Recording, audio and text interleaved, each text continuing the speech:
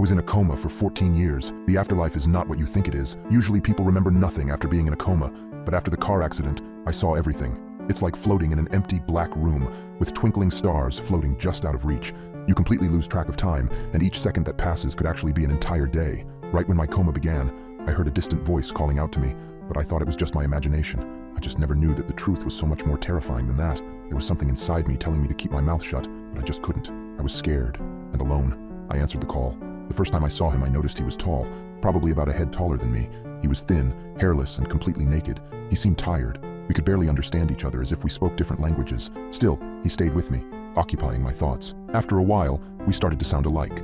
We started having conversations. We started making jokes, telling stories, and getting to know each other. There was just the sensation of having him there, of having company in the nothingness. Still, a few of his words stood out.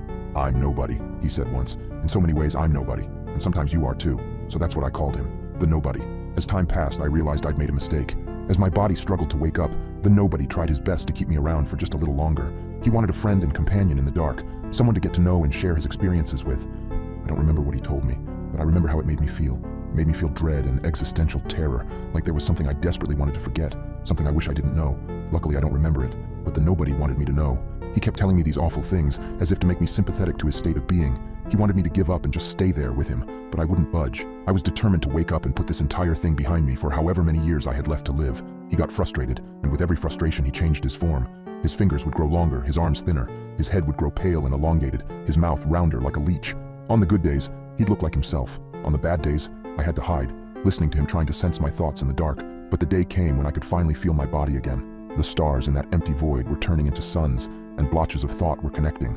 A finger connected to a hand, connected to an arm, eyes twisting and turning, trying to blink. Then I woke up. Those 14 years just seemed like a murky memory, an afterthought, something I've left behind, but not quite forgotten. I still have certain memories left, clear as day, but none of them as vivid as that of the nobody. If I had artistic talent, I could paint him from memory. I could spot him in a crowd of 100 people.